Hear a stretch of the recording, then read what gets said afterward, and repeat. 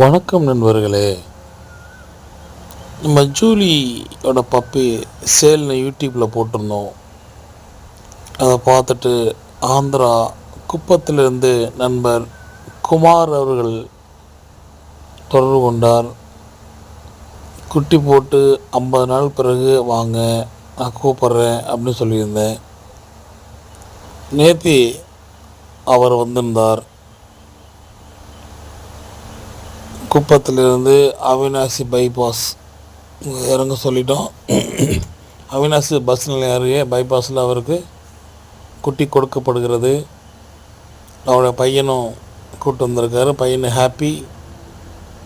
குட்டி நல்லா டிவார்ம் பண்ணி கையில் கொடுத்துருக்கோம். வேக்சின் எப்படி போடுறது, எப்படி பார்த்துக்கணும், சில ஐடியாலாம் சொல்லியிருக்கேன். அவர் ஃபாலோ பண்ணிக்குவார்.